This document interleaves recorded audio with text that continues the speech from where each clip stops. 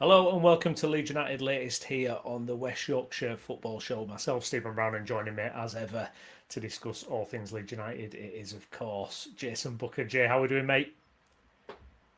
Oh, he's muted! He's muted! Oh no! Come You on, it's usually only me. you That's my usually job. unmute me. Do you know what? I tried to, and it said, "Oh, he can't do it because the other person's got to do it." I was like, "He's never done that before." Ah, Weird. Yeah, I there we do. go. We are as Thank you. unprofessional as ever, clearly. Yeah. Yeah, I'm all right, It wouldn't mate. be us, would it, if we weren't? Do you know what I mean? It wouldn't Yeah. be us if we weren't. It's a Welcome bit, along. it's a bit It sweaty and a is bit very, and a bit humid, isn't it? I don't know about you, but yeah. I've had a lot of thunder and lightning, and yeah, it's been a bit. Phew. It's not cooling down, is it? It's not going No. anywhere, is it? It's not going anywhere. But yeah, thank you everyone who's joining us on. Get your comments in as always. Get a like on the video and get subscribed to the channel as well. Michael, good evening. Jay and Brownie, good evening, mate. Uh, Gav, evening all. Never mind James Trafford. We've signed Graham Smith on a Bosman. Yeah, did you see this, Jay? Graham Smith from the YEP. His next role is going to be club reporter for Leeds United. All right. Okay. So very interesting role there, fascinating stuff. So Makes he's sense. still in the Leeds United sphere. So we'll see how he goes on. JB, welcome to join us. Trafford is starting to what me off. I think Man City are waiting for a goalkeeper to come in, but it's taking its sweet time. Yes, I was hoping that I could update the thumbnail and the title to say James Trafford all done. I think the deal is absolutely fine. We were talking about it before, but I'm getting a bit like, come on now, can this be done now? Because I mean that the David Ornstein tweet to say like agreement in place or whatever it was like, how long ago was that? 3 weeks or 4 weeks? I mean, it's a very Wow. strange one. I mean, we did a show probably 2 weeks ago where I put on the thumbnail confirmed, like Yeah. it was already done. But obviously with the World Cup and stuff, it's kind of delayed things. He's been away on holiday. There were a few rumours going around Twitter today that some media stuff was happening there today, so maybe they're filming some bits and pieces with him. Who knows? Who knows? I don't know what's going on, but it'd be nice if it could be done sometime this week. I would say, Jay. Yeah, well, the big journos all went with it, didn't they? The Here We Goes and the Bombers, they all kind of hit. So I'm sure that this deal's done. And whether it be because Trafford's been away and that's part of it, or whether it be because Man City are just waiting to confirm the backup. I know that's the kind of narrative that's been spun today. Julie from Liga, who plays in Argentinian. I think he's going to be coming in as their backup. I'm not at all worried. If I'm honest, I'm really not worried. There'd be way too much more noise if about him going somewhere else if there was something wrong with it. I also don't believe, unless Leeds had been given some clear reassurances with regards to this deal going through, that they wouldn't be looking somewhere else for a keeper. Because I mean, it's so imperative right now, in it. I mean, we are in a situation where we're going into the season with a League Two goalkeeper as our number one. And I'm not being disrespectful to Alex Keynes. That's just the truth. It's a real problem. So I'm absolutely convinced that this deal is already done. Yeah. It's already done and confirmed behind the scenes. We're just, big deals take a long time. They just do, especially given the World Cup landscape and everything else that comes with it. So I honestly wouldn't sweat. No, and Man City, you know, they're in the driving seat, aren't they, as well? So they'll be absolutely making sure that it's watertight from their end as well. We're going to get into some transfer bits and pieces as well, outgoings as well as potential incomings, and an old name resurfacing since the weekend as well. But want to talk a little bit about the pre-season friendly against Liverpool, 4-2 to Leeds, and always nice to beat Liverpool. Always nice to beat Liverpool. I don't even care that it's a pre-season friendly. It just feels good to get one over them. I've got to admit, for a pre-season game, I was buzzed at the end of it. And I could tell because I couldn't go to sleep. I couldn't go to bed. I was like up, almost like it was, when you get an 8 o'clock kickoff game in the Premier League and you won and you can't sleep. I had a little bit of that going on. I was like checking out the goals in, watching it back and stuff. It was.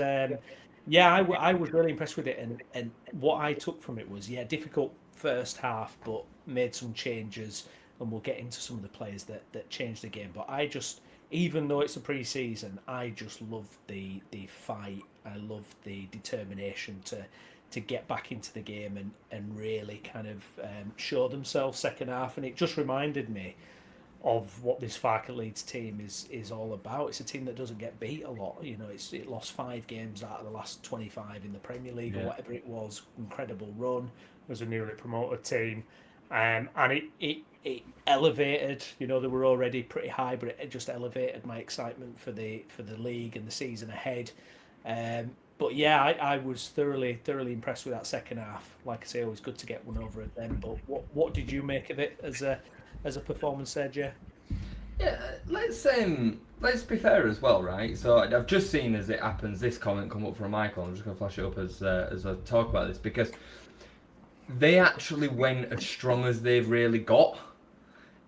It feels like it's a weakened Liverpool team because it is. They've had a few go out, you know, Kanate, and there's a few coming back from the World Cup and all the rest of it.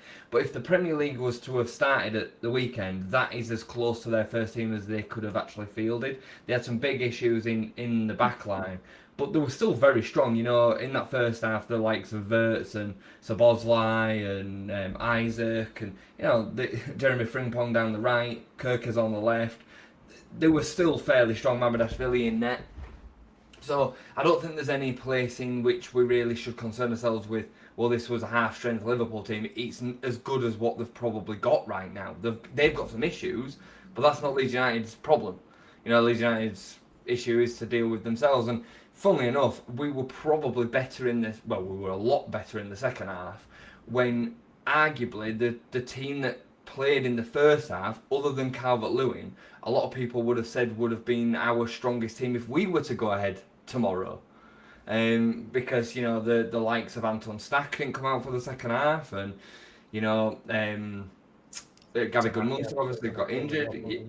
Who, sorry? Tanaka as well. Tanaka, another one.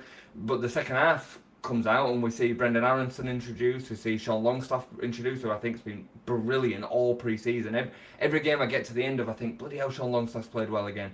And you know, there were a few changes, and Calvert-Lewin makes a massive difference. We said that last week. We'll continue to say it as long as this is a squad makeup. He makes a massive difference. But so does Brendan Aronson, so does Sean Longstaff, so does the makeup of the individuals that play within that system and the way that we play as well. Like Harry Wilson made a big difference as well on the right, as opposed to Dan James, that little bit of extra quality.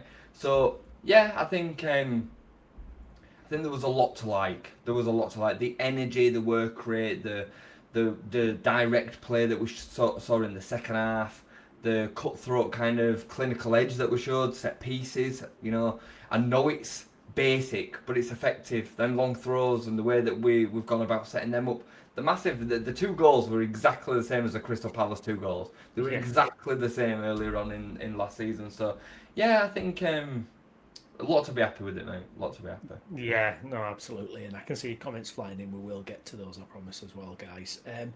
Yeah, you've mentioned him there. That I think the player who I kind of want to shout out the most is Brendan Aronson. It's funny because with Brendan, obviously, we've talked so much about him. You and I are kind of Brendan supporters. I think we definitely kind of reside on the positive side with Brendan. I think he made such a difference, and it was like another level of player was coming on the pitch. You know, if I compare it to what we've seen in the pre-season from particularly someone like Nonto, who I just think has kind of sleptwalked. You know, he's been sleepwalking through these friendlies with no impact. Dan James, you know, he's fast and you know, it's a lot of movement, but there's no impact. There's no end product. You're looking at a couple of other fringe players. When Brendan came on, it's just you're reminded of that. You know, him being for a period of last season our main creative outlet in this team, and I'll hold my hands up. He didn't play much in the World Cup. He's got a year left on his deal. We know he has deficiencies. Your mind starts to wander, going, should we cash in on this guy? Should we maybe take the money? Does he deserve a new deal? And it was really good to see him the other night because it really was a shot in the arm that this guy can impact things at this level. And he just does. Do you know what it is about him? It's how brave he is. He will go for it. He will always try and make something happen and go for it. And there's so few players especially in the attacking areas that we've got that do that. I mean, I look at someone like Nonto. You would say technically he's above Aronson, but it's like night and day in terms of their impact in the game and what they give us. So a massive shout out for Brendan for me. I was delighted to see it, and I think it's a real good reminder to the fan base of what he can do, and the fact that I hope a new deal gets done ASAP and we can lock in with him for another season. I'm not saying he always has to start or anything like that. By the way, I did like him on that left hand side. I thought that was really promising. But yeah, I hope he signs a new deal quickly. I think he's so different to what else we've got. I don't get it. I think it's an American thing, and I think the loan away from Leeds United then compounded the fact that he was American. Jesse Marsh, Tyler Adams leaving in the way that he did, Weston McKennie coming in and having the problem that he did. I think all of that compounded, plus the fact that in Brendan's first season he was overplayed, he was out of his depth, he got pushed off the ball too much, he complained too much. There were some deficiencies that I can understand from a fan perspective they jumped on, but given what he's now given to the club and to the team and come back and built his way back in, I just don't get it. So many of the same fans that slag Brendan Aronson off will simultaneously beg for Willie Gnonto to start football games, and not just in my actual fact, Brendan Aronson produces way more than Willie Gnonto ever has in the league shirt. Does he score as many edge of the box, cross the goalkeeper kind of shots? No, but Gnonto does it every now and again anyway. Brendan Aronson, you're right, like he will constantly keep going back regardless of whether it goes right or wrong and do it again and again and again. And he is effective. He has so many deficiencies and he can continue to improve on them, of course. And we can outgrow him. We absolutely can outgrow him. And hopefully we do. And we need to sell him on. But right now, at 25-year-old, we're talking about a lad that's played 120 league games for Leeds United as well, by the way. We've put a lot of investment into him, and he's given us a lot back as well. He's been really effective for 2 seasons in a row now, not just the championship season. He was very good last season, and during the periods December through to beginning of March, Brendan Aronson was absolutely vital. He starts off our a defence from an attacking point of view. There isn't another player within the side that gives us what he gives us in terms of the way that he presses the ball and funnels opponents into certain areas of the pitch, which gives us then a better advantage point of winning the ball back. He's a massive, massive part for me while we're at this stage of growing. Is he the best player? Technically? No. But everything that he does lacking a technical point, I think, one, is improving, but he makes up for in everything else that he does across the board. Yeah, Gav asks here, has Brendan been working on his finishing? Now, the word I would use for Brendan that I would love to see, and if he can add this into his game, is polish. Just that bit of final polish. Yeah. That he showed it in that purple patch he had last season as well, where he's finishing, against Man United and Newcastle in particular. Really good finishers, great finish the other day. I mean, if he gets that polish and improves his decision making a little bit more, you're talking about a top player. You really are. And I think he's just so vital. He covers so many different positions in the pitch as well. He can drop into central midfield, attacking midfield, right wing, left wing. It's phenomenal. I also think as well, Browney, that people don't put enough value on the output. The running stats and the press. Like it's kind of seen as, is a professional footballer, it's a given. Yeah. A certain amount of running is a given for a top level footballer, but the volume of which he gets through is not a given. It's really not. It's so understated, and I'm telling you, every other player that plays alongside Brendan Aronson will love having him in there. They'll absolutely love having him in there because he will do so much of the dirty work that they can or don't want to do. When we've got Noah Okafor as an example, who sometimes he completely goes wandering out of possession, and we get it. That is what you have with a luxury player from time to time. It's a huge part then to have a Brendan Aronson who's making up them yards somewhere else on the pitch, because before you can apply yourself as a technically good team, You've got to apply yourself in terms of the effort and the standards and the running. That's why Marcelo was so effective for such a long period of time at Leeds. So The sell-on clause is a massive problem, but I'm just, how long do we wait for this player to give us a little bit more? I mean, it just seems to be going on and on. I mean, he got 10 minutes against Liverpool. It almost feels like, where's his status even in the squad? we were playing wing back, wasn't he? Which Yeah, is not it. it's like we're stuck with him. It feels to me like we're a little bit stuck with him. Farker kind of, I'm sure if he had other options, I don't think we'd see Willing Onto at all. No, I think it's a tricky one because I don't think it's Brendan or Nonto. No. I understand where Brendan's ceiling is, but I also recognise the fact that it takes so much more than just skill and technical ability to make up a squad. And right now, he's a valuable asset to the squad. And I think with only 1 year left on his contract, it'd be silly not to get him signed up for another one. You cannot replace what he gives as a backup option that's got 120 Leeds United appearances for the 5 or 10 million that we'd get for Brendan Anderson. It makes no sense to sell him at all, in my opinion, this summer. Nonto, I think you've got another set of circumstances. 22 years old, is still only young. We only get 50% of the transfer fee because we've got a 50% sell-on clause, which is dumb, but it is what it is. And he's still got 2 years left on his deal. I think if Nonto was 26 and he had 2 years left on his deal, I think we'd be selling him 100%.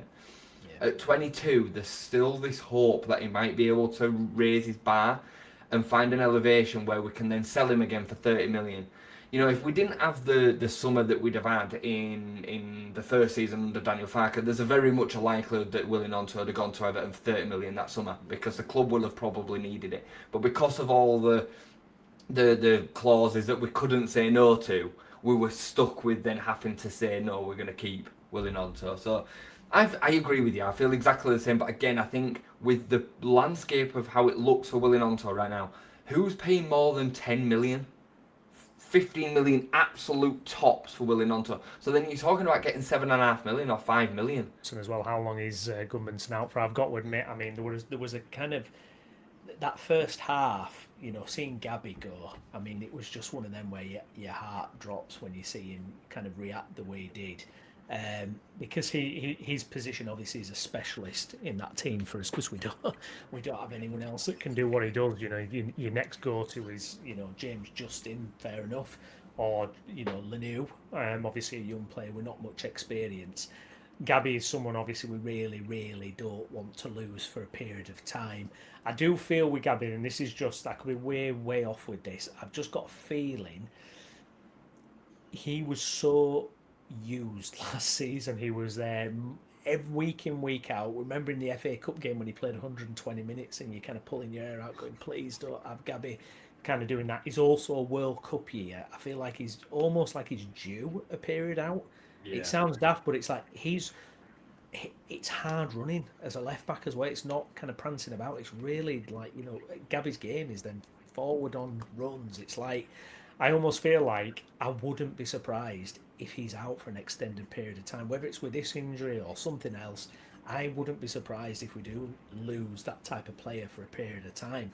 And then I guess the question is, what do we do to replace it? Love James Justin, but we saw second half, he just can't whip those balls in on his left foot, and it does kind of break down a little bit at that point. But we'll wait and see. I mean, apparently there's been some Swedish newspaper talk. He's done an interview and he says we're just going to kind of wait and see what the injury is like. Hopefully he'll be fit and firing and ready for the Forest game, but be interested to see if it kind of forces Leeds' hand in the market at all. Yeah, I'm just checking what the guys are saying with regards to the connection, but I can't see anything wrong at my end, and I can't also see anything wrong with the stream. I don't think people saying up. Browney turned mic up. Is my mic a little bit low? Is it? Or I didn't know. Just increase the gain a little bit. Is that any better? Is that a bit better, guys? Now, do we think? Yeah, that seems a little bit louder. I'm just watching the stream myself on the second screen. And it looks like it is actually buffering. We're buffering a little when bit. It's catching up in it's time. Weird, isn't it? Because it seems fine for us, doesn't it? Yeah, it might be a YouTube issue. Right. It's like getting to the end of the live and then buffering, and it's like it's catching back. Maybe, guys, those of you that are caught up live now, maybe just go back 30 seconds and watch it from there. So I know you'll be 30 seconds behind, but maybe it'll just sort that issue out for you. It looks like it's a YouTube issue rather than an R issue. Yeah. Sorry. Yeah, Gabby Goodmanson. Gary Gunn, I think on him specifically to start with, I think he is so direct and everything with him is so intense. His runs are so, full on. Like he's never at half pace, is he? It stands to reason from time to time he's probably going to have some issues with regards to muscle tears and pulls. I don't think he missed that many games, all being told last season. I know somebody put earlier like he's made out of biscuits or whatever. Like, I don't think that is the case really. When you go in deep, I think he played about 30 games or 38, something like that. Justin, you definitely see a drop off, not because he's not as good as Gabby, because I think he is just every bit as good as Gabby, but he can't whip the ball in with his left foot. I thought Justin was really good up until the point of crossing the ball in. Everything before that, it was excellent. There were one where he made a run towards the ball and darted back off, and he was free in space. He had about 20-30 yards to the midfielder that had kind of left him. But then he gets to the edge of the box and he's trying to cross the ball in with his left foot, and he's trying to aim it towards coming across the 6-yard box, and he's kind of half scuffing it. It's similar to when we had Sam Byram at left back. It's a similar situation.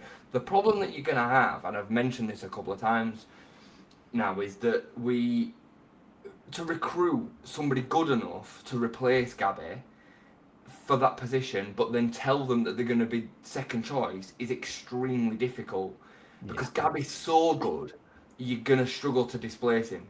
Chelsea have been interested this summer. There'll be plenty of clubs interested in Gabby Gunnarsson. You're not going to be able to sell a project to another left back to come in and just sit on the bench. James Justin's a different kettle of fish because he can play right back, left back and centre back. He can command the position at right back over Jaden Bogle as well. He's good enough to do that, and I think Jaden can understand that. And he can then kind of cover that, and that's why Linau needs to kind of step up and be available as a third option for that left wing back role as well. Unless this hamstring injury, for example, was going to rule Gabby out for 3 months now from the beginning of the season to January, I would be stunned to see a left back coming for the reasons that I've just mentioned. I don't see a pathway to one good enough to playing enough minutes. Yeah, I know what you mean. It's another one of those tricky ones, isn't it? Peru, we didn't see anything of Peru in the final pre-season game. Obviously, Calvert-Lewin coming back into it, and we wanted to get minutes into Calvert-Lewin's legs. By the way, I mean Calvert-Lewin. I mean, he is ridiculous, isn't he? I mean, he's just so ridiculously good.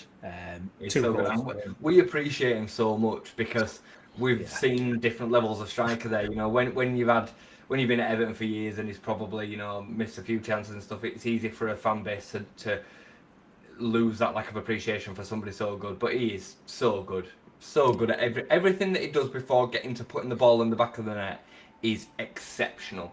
And then the putting the back of the ball in the back of the net thing, he's not that bad at that either, really. Like, he's not world class at it, but he's not bad at it either. So yeah, absolutely. Some comments to run through, Michael. But guys, Leeds do have potential backup to Gabby in young Lineu, who is already part of the Welsh national team. Carl, thanks for letting us know, mate. Yeah, sounds great now. Thank you, bud.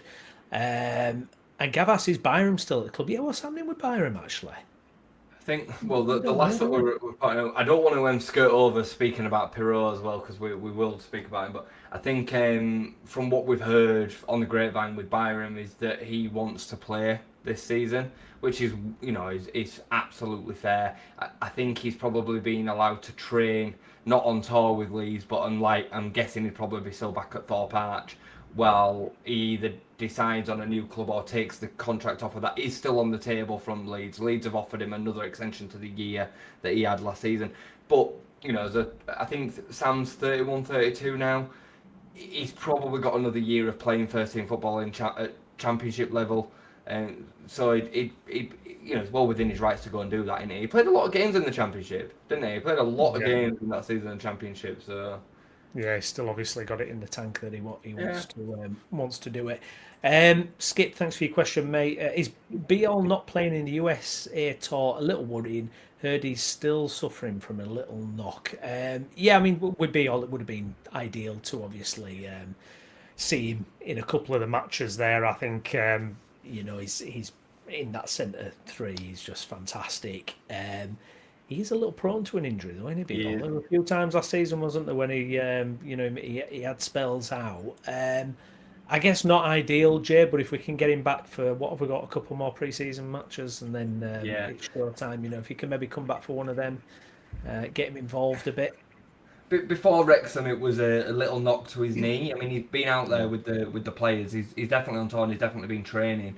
So I can't imagine that it's going to be that bad. I saw somebody mention a minute ago that he was going to be out for the first 2 games of the season. I don't think that's the case at all. I think Rather.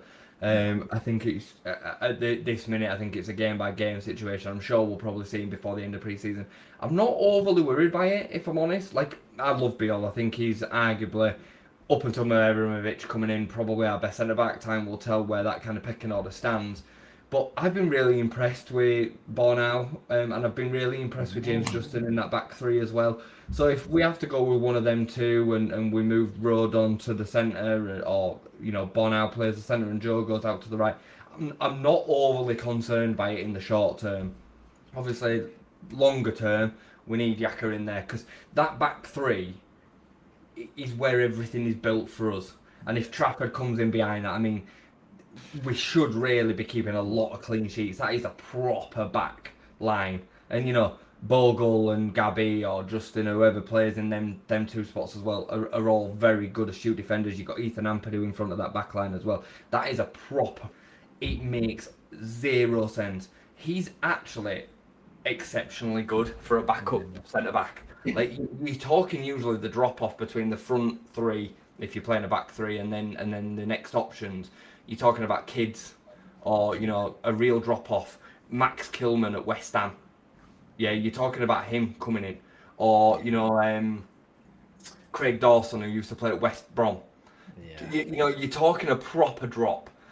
So I don't get it at all. And every time I've seen Sebastian Bornau play outside of the debut he made against Sheffield Wednesday, which him and Yaka both played terrible, and the whole Leeds team played terrible, he's been brilliant. He came in for his starting debut for Leeds away at Anfield in a 0-0 draw. He was brilliant. He can play centre back. He can play right at the centre back. I think his distribution's brilliant. Like, he's really strong on the ball. He carries the ball out of the back line. He never looks flustered. He always looks a bit miserable. He never seems to smile. Like, even when he's come on the pitch or anything, he just seems to be like one tone. I really like him, mate. I really, really like him. So I think it was one of the big positives that came out the other day. I mean, never that we should want an injury to Gabby Goodmanson, but the benefit that came out of that was that Sebastian Bornau got 75 minutes, 70 minutes, or however long it was. So, you're then in a situation, if Justin's having to play left wing back come the start of the season, Bornau's up to speed. So... Yeah, absolutely. No, completely agree with that. Quick mention, because you were going to touch on Piru. Didn't see him at all against Liverpool. What's your kind of thoughts on reading into that? I'd be stunned if he's still here, mate, come the end of the window. I'd be absolutely stunned. I know he said what he said, but football is football, and he won't want another season kicking around on the bench or even potentially in the stands. No. Like, he's not going to... I mean, he's at his prime, arguably. I think he's, 26 now? Yeah.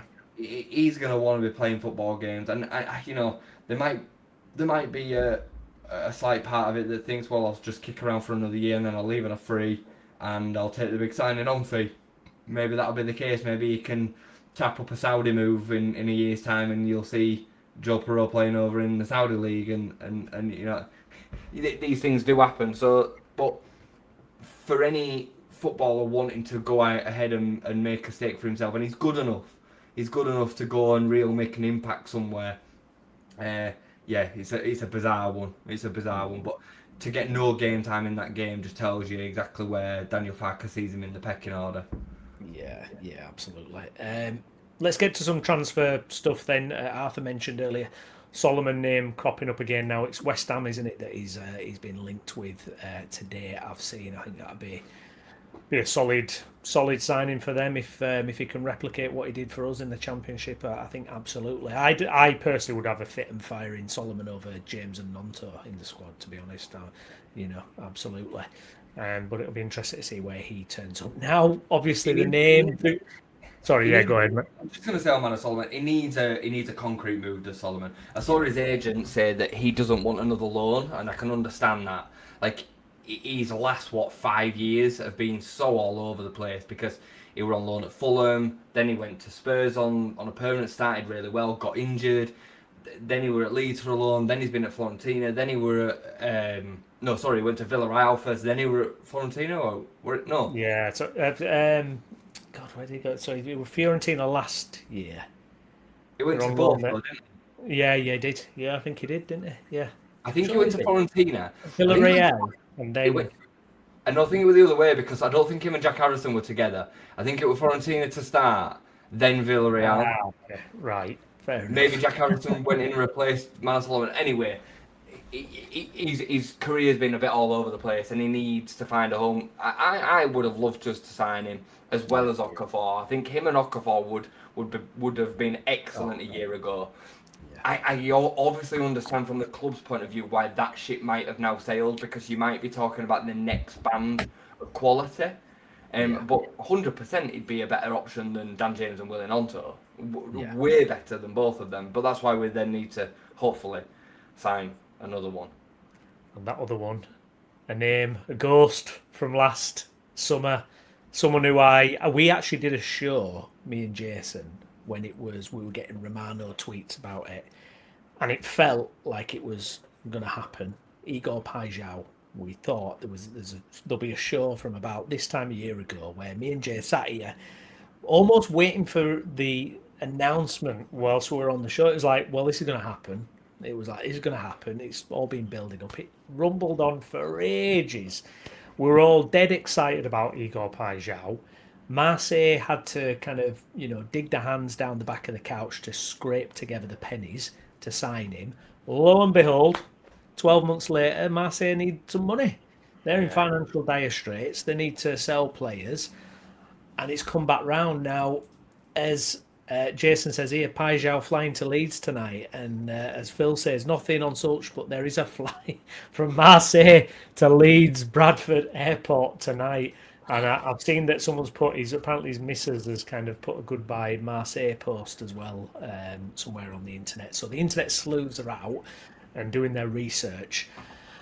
Are you ready for another Paixão transfer drama, Jay? No. No, I'm not. I can't deal with it. Like last year, it was heartbreaking. We've had a similar one this summer with Julian Browney. We need to touch on that as well. Yeah, I'm gonna have that in the notes.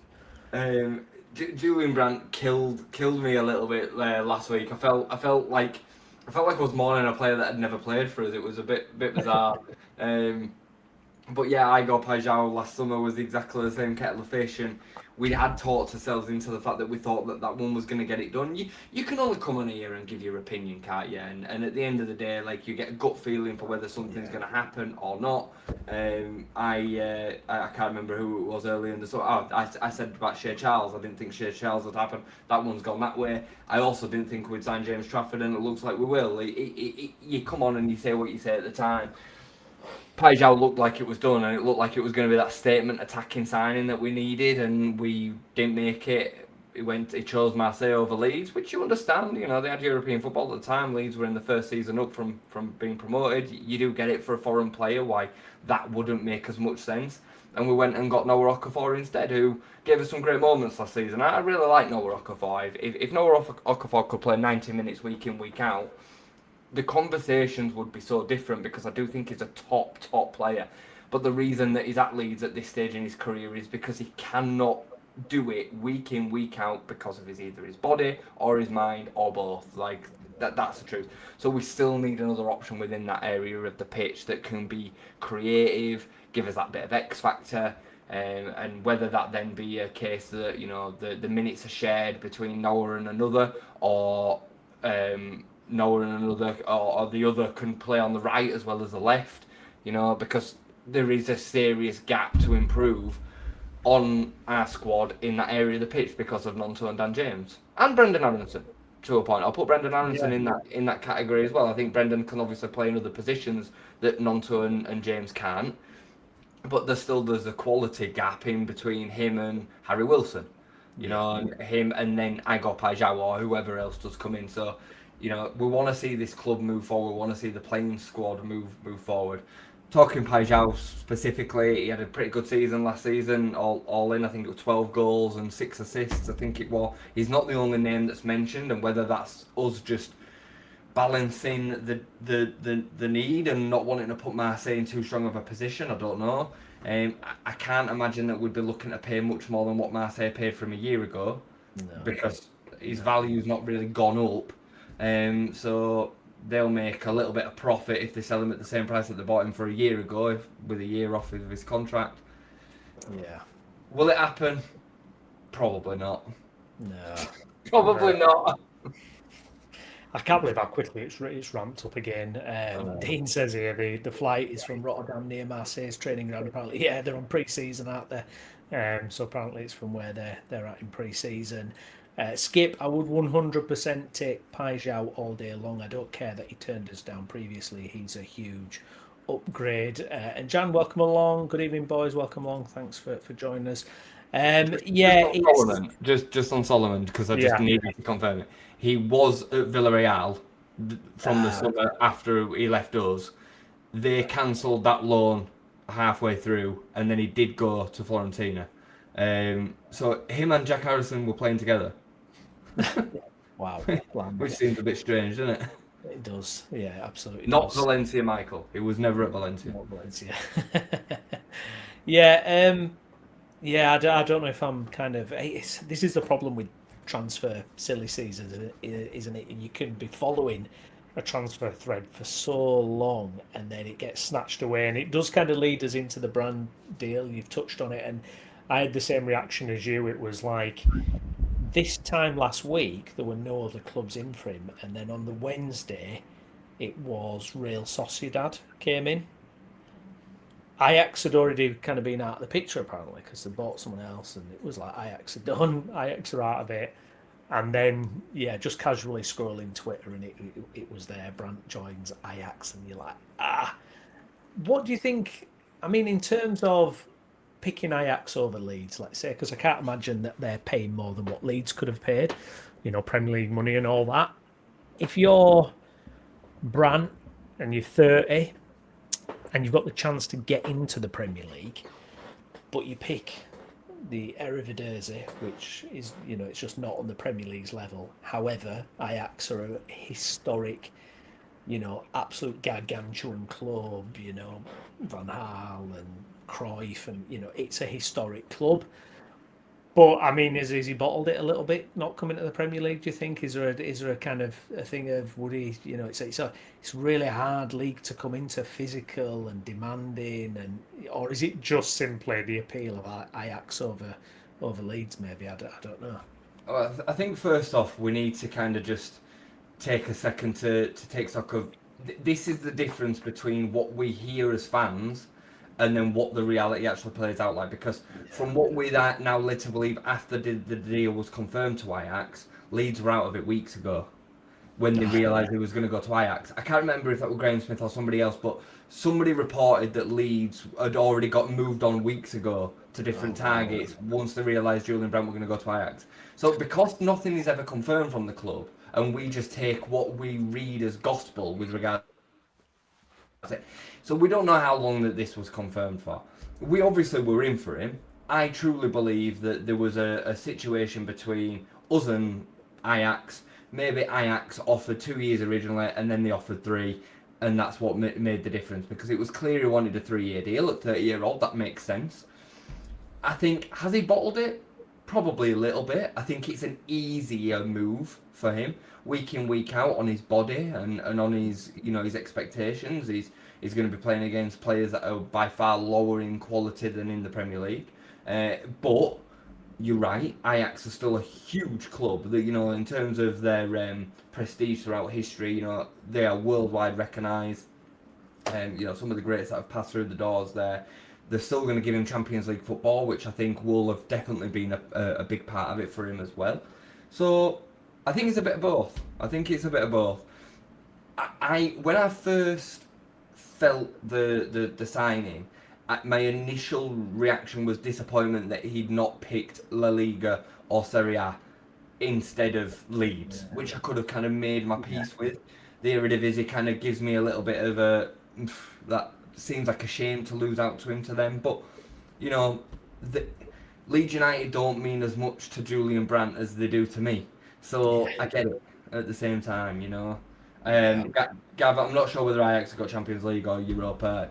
I would have assumed that they got Champions League. I know it's a bit different in the Dutch league. They had a stinker though, didn't they? They had a stinker of a season, I'm sure of it. So I don't know. I don't know if they did. And Phil Ajax is the comfortable retirement home.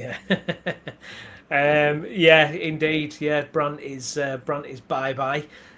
Some other kind of transfer stuff going on. Joe Gelhardt. Now this one seems to be picking up a little bit of steam. You popped in the group yesterday the Birmingham rumour, 9 million, which I think it was like, oh, that's interesting if it's that. But I saw earlier, Hull City's manager was interviewed, and he was saying he would like Joe Gelhardt at the club, but the club is prioritising bringing in a winger first, an out-and-out winger, which is interesting, and I think I'd be a little bit alarm bells why you can't do both. If you're new to the Premier League and you're trying to get things done, and why you have to wait. Surely you've got money to invest there to cover both. But there's now potentially not a bidding war, but there's rumours of a few clubs really interested in Joe Gelhardt, which hopefully means a bit of an increase to his fee potentially. But if it was 9 million, Jay, certainly going to help us, and probably more than what we would have thought, all things considered.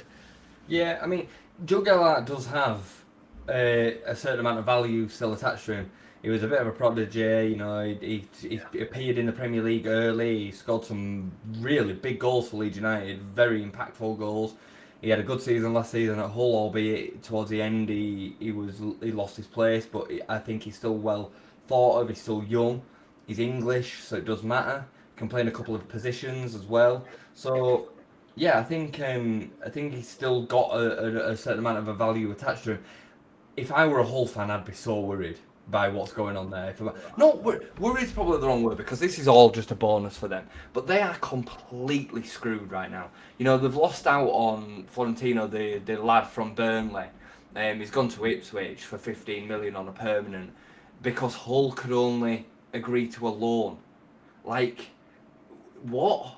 Like, you can't even pay 15 million for a centre midfielder? Like, I mean, he had an alright season last season as well, actually. I quite liked him. I think it's a good move for Ipswich.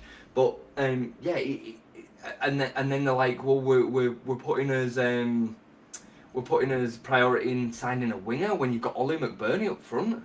And I'm not saying Joe Gallagher's going to be the solution, by the way, but they're in trouble. They're in real trouble. Like you could be looking with this whole team of being the lowest points total ever. You really, really could, with the way that they're kind of setting out at the minute. But that's their problem.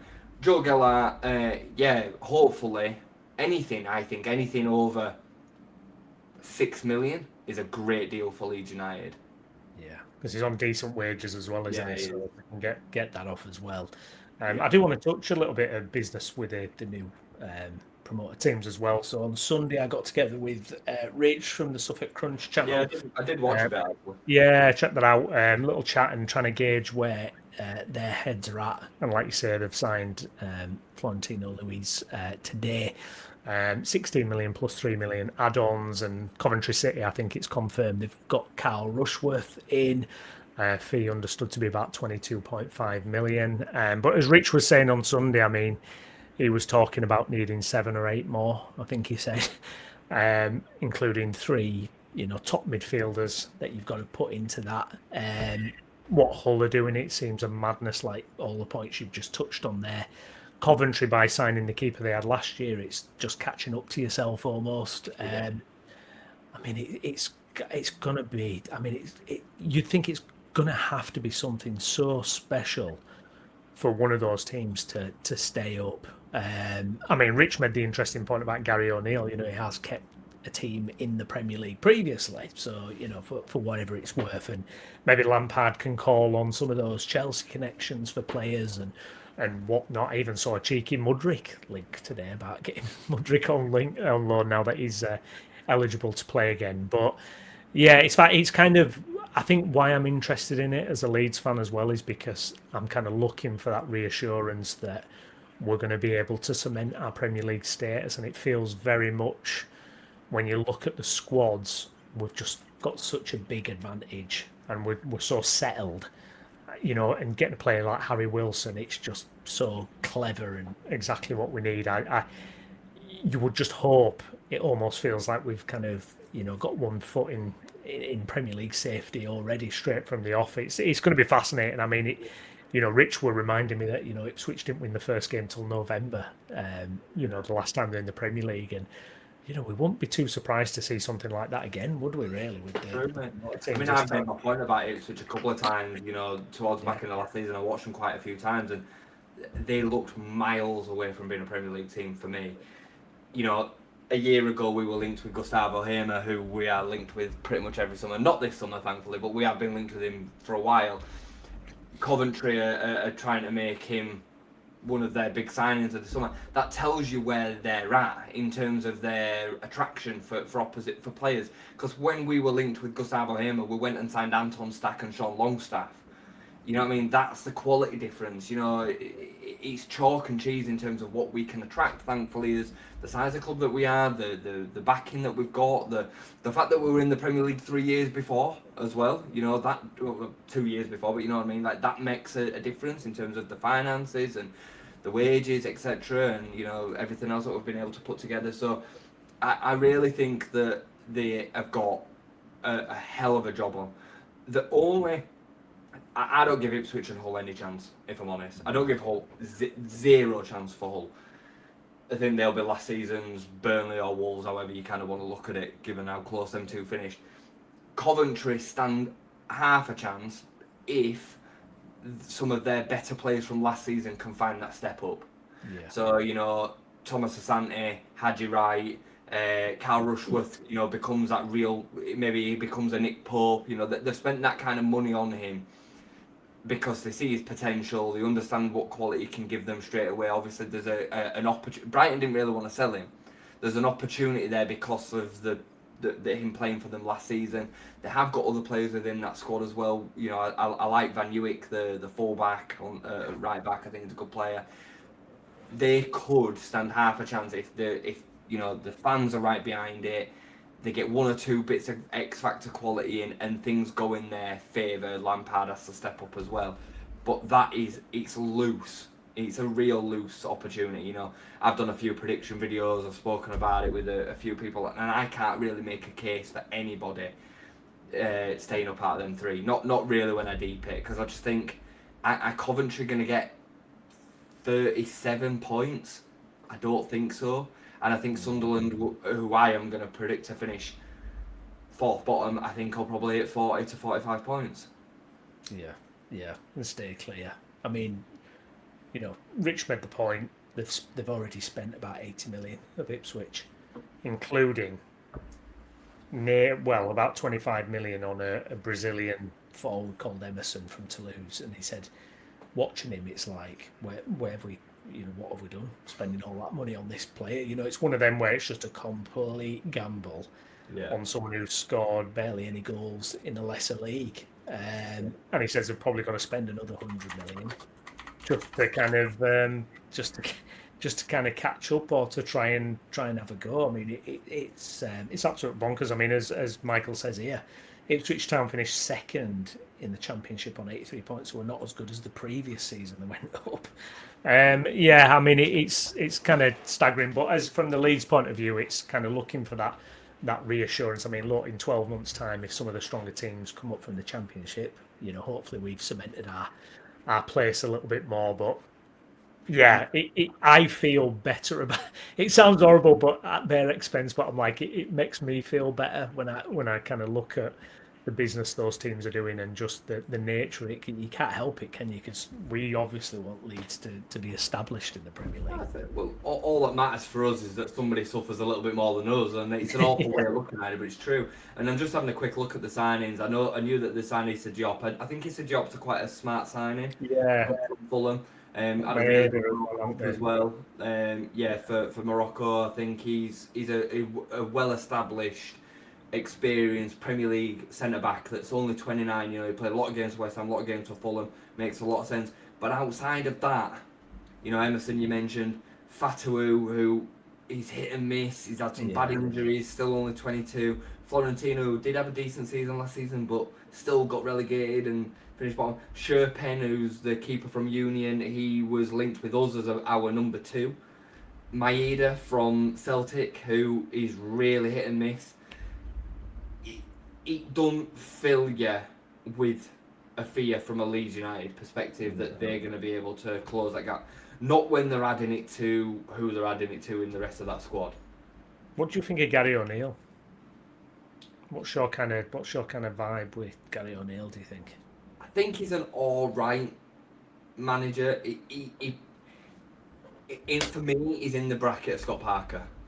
I don't think he's the same in terms of the style of play, but he's in that section of manager which is just an all right manager. I reckon he'd probably win the championship with any team that would be expected to finish in the top 3 or 4. You know, like he can do that job. Yeah. Is he going to be able to generate an atmosphere and a tactical genius that's going to keep Ipswich up against all the odds? Very, very, very unlikely. Yeah, indeed. Good one here from Gav as well to mention. Creswell deal done, 3.5 million to us, but will it get done now or next summer? Because he's joining Rennes for an obligation, 22.5 million, so that'll be paid next year. There's a 2.5 million loan fee, so good point, Gav. Will we kind of get any money this season? Potentially not. But Creswell, interesting. I mean, one to keep an eye on. Obviously, we've seen his brother on the pre-season tour, but be nice if we could get a chunk of change from that deal now. Probably not, judging by it, but he's having an interesting career. He's carving out a pathway for himself, isn't he? It's an interesting one, isn't it? I mean, how Rennes have got 28 million in total, whatever it is, euro that is, to then just go and splash out on a fairly unproven young English centre-back, whether they're just seeing it as a potential resale back to the Premier League for an English centre-back, maybe that's the route that they're thinking. Toulouse have done a solid there, haven't they? They've signed him a year ago and sold him on, I think it was a year ago or 2 years ago now. It might be 2 years now, I think. Yeah, 2 years. It stands out to me that he's not made a big move. It feels a bit sideways. Yeah. You know, people were still so critical of Daniel Farke for not playing him. He weren't good enough at the time. He weren't going to displace the options that we had. He was still in and around the squad, and he got game time. And when he did play, he was poor. So it made sense to sell him at the time. And we I think time has proven that we were right to make that move. The fact that he's then gone to Rennes, is it a big move? I don't know. I don't know what that. Probably a kind of step up in terms of French league, but not in terms of, it's the same league. It's like going to Brentford from Ipswich. Yeah. Well, you know what I mean? That he's maybe that's not a great example. No, I know what you mean. It's not like I know what you mean. It's not Sunderland from Wolves. It'll be the next one, won't it? It'll be what he does next that'll be super interesting. But good for Carly. We should want him to go and do. Sometimes things don't work out at the club. We would love to have seen one of his own come through and do well. Yeah. I always thought it was kind of glorified because he was one of his own. I never really saw it as people banged on about that West Ham performance. In a 2-1 loss when he got spun at the end of the game by Mikel Antonio. He played well for the previous 85 minutes and then we conceded because of him and we lost 2-1. Like, it didn't really matter. That were it. That was the only game that really ever stood out. I think he played against Wolves away when we came back that day. Remember when we came back to win 3-2 from 2-0 down? Leeds fans just need to move on a little bit from it. But good for him, and yeah, a bit of money in the coffers for us. It's a good thing. Yeah, absolutely. Parag Marathi, he's left his role, or he's leaving his role as Executive VP of Football Operations for the San Francisco 49ers to fully concentrate now on Leeds United and Rangers. Some interesting bits and pieces. I saw a 49ers fan and they were a little bit critical of Parag in terms of his overall kind of impact at the 49ers. Look, there's a lot of stuff I don't understand what his role is. I don't know what he did or anything like that. I do know that he had a mess to sort out when he arrived, which he did, and they moved to a new stadium. So certainly he's got a positive legacy, I think, there. But like these things, there's always nuance to it. But it does mean we hopefully get a bit more of him. I mean, I've always thought he's been very visible with Leeds. I always think he's been very involved. It's certainly not felt like he's not been present with Leeds, but if we can get his influence, even more, I'm happy with that. The thing I really rate about Parag, compared to, let's say, Angus Kinnear, is he speaks positively about the future with Leeds. It's like, yeah, there's challenges, but we're going to aim to get to X, Y, and Z. I always felt like with Kinnear, it was like he wanted to dampen expectations and, can downplay everything. And I think Everton fans are seeing that a little bit at the minute. Not that I don't think he did a good job, within his remit. But yeah, more Parag Marathi at Leeds. I'm all for that. I think he's been a top representative for the club. I think he's done a really, really solid job for us so far. Again, I don't really understand why he would get any hate, if I'm honest. I think it's, I'm going to say it, a xenophobic thing again. I think it's an American thing. I think we have a hard time in Yorkshire, especially, probably, getting on with the Americanism and the way that Americans carry themselves. I think what I meant is the criticism from 49ers fans in America. No. I know exactly what you mean. I know the criticism came from, but there's still the stuff that you get. Sorry. There's still so much criticism from a Leeds United perspective. I just think Lloyd Gittins' comment here. There'll be a truce. Why? Why is there a need for a truce with the 49ers? Really, all they've ever done for us, really, is take us from Rads and Orta. Maybe a season too late, but part of that was because of the circumstances. Rads and Orta had a big part, or Rads had a big part in that as well. And they've then rebuilt the club. The position that they got left in when they had to buy from Rads, and Rads tried doing what he did, doing with Ellen Road and all the rest of that. The clauses, did they have an impact in some of that? I don't think that they did. I think that they always knew what were happening, but I think they were very much in the background of Rads making the decisions that he could make with his football club. And they wrote it all down, they kept stock of it all and understood it all. And when they then came to take over ownership, they thought, we won't do that. They learned the lessons, and they had to pay the price in putting that all back together. They put the club back together really in them 2 seasons back in the Championship. They invested in the squad where they needed to. Last season, they put every penny that they possibly could, I believe, within the rules to keep us up, and they kept us up.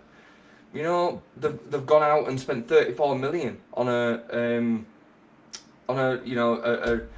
a prestigious talent in Mihajlovic. They're going to spend 40 million, our record transfer, on a goalkeeper. Like, these are guys that are doing the right thing by Leeds United. Just because they're not throwing money out and splurging it all, and they're not super loud and everything that they do all the time, that's a good thing. The facts of what they've done with our club, facts, not you just filling in the gaps because it's quiet. It's only ever been good. Every decision that they've made has been good. We talk about this all the time. At the end of the playoff season, not sacking Daniel Farke. Me and you would have both taken sacking Daniel Farke at the time, and we were wrong. They were right. They held the nerve, they kept it together, and they got us promoted with a record points total of 100 points. It blows my mind how naive and fickle fans can be. And I know I'm calling out some of the people that will be in chat with this, but it's just the truth. It's just the way that I see it, and I think the evidence, the body of evidence that we've got has only ever been good where Parag Marathi and the 49ers are concerned. I don't know the nuance with regards to the 49ers and what they're talking about.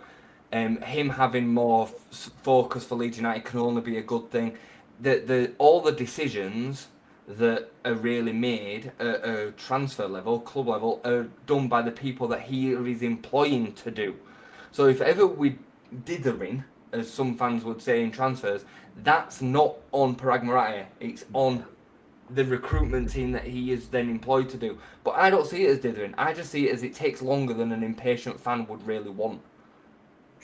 Yeah, no, I totally get you. I think you make some great points there. I think I was actually concerned probably a couple of weeks ago when it was announced that he'd been going for some kind of MLS role or something, or something, and he didn't get voted in. Do you remember hearing about that? Yeah, I was like, vaguely, yeah. would that have meant he'd have had to leave his Leeds United role if he got that? And I remember thinking at the time, like, oh, that's not good. We really don't want that, because I tell you what, the owners or whoever represents the owners and all that, they drive success in a football club. You only have to look at Newcastle when Amanda Staveley left.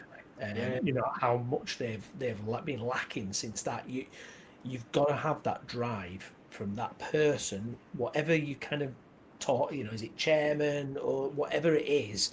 You've got to have that drive, that direction, the ambition. It's the ambition, you know, to sign Dominic Calvert-Lewin last year. That's ambition. You know, for the stadium development, that's ambition. We've had loads of owners where it's been the opposite. It's the great thing with having a franchise own you as well, because the money is attached to so many different people. So the franchise, the 49ers in this case, have to employ somebody that they pay handsomely to go and then have that motivation. Whereas when you're a one-person club owner and you've had enough, you just think, well, I'm just going to dry the money up. Sod you. You know, like that's kind of what I think eventually will happen at Forest. You know, Marinakis, I'll just think, I've had enough of this. And it'll dry up overnight, and then he'll look to sell the club, and they'll be in all horse of shit. So, you know, and we've seen other examples of this, haven't we? You look at Newcastle before they were taken over under Mike Ashley. You know, Mike Ashley was a very effective, smart businessman, but he never had his heart and soul in making Newcastle successful again. Never. Even though we were a Newcastle fan, he just wanted to keep him as a Premier League club. 100%. So, yeah, I think you have to be careful what you wish for. And I think the world in which Leeds United are in right now, I mean, man, God, we spoke about this the other day as well, but in our lifetime, this is night and day quality of ownership from what we've had. Radzanota, Cellino, who's just taken Brescia bus, by the way. Yeah, they've liquidated. That could have been Leeds United. Ken Bates. JFH. JFH, that's what I think about, yeah. Before that, Gerald Krasner. My word, Gerald Krasner. He could have put a glass eye to sleep.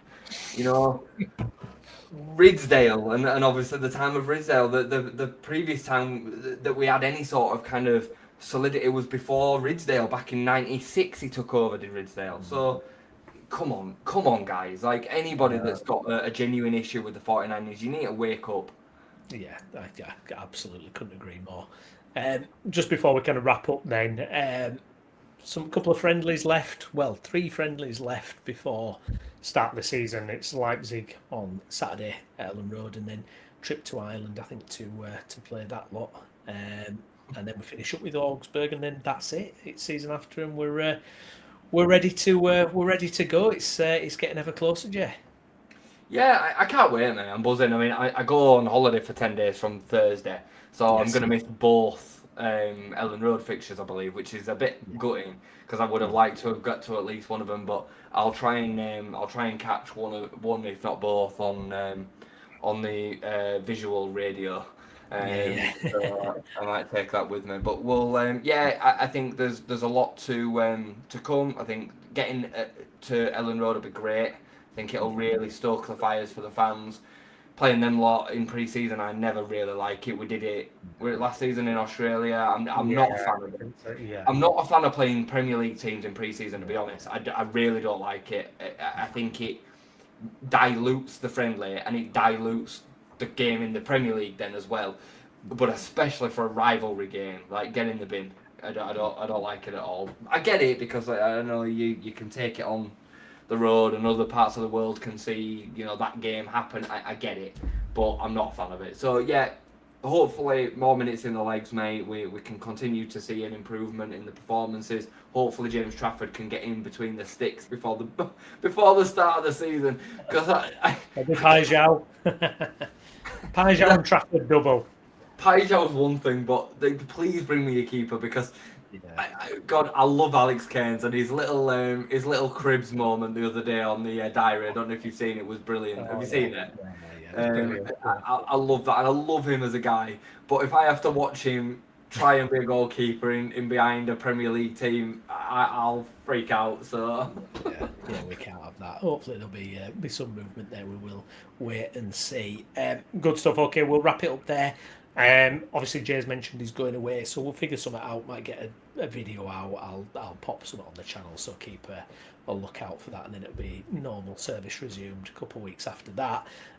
Want to thank everyone who got involved with the comments. Really appreciate that. If you're watching the video again later, also get your comments in there as well.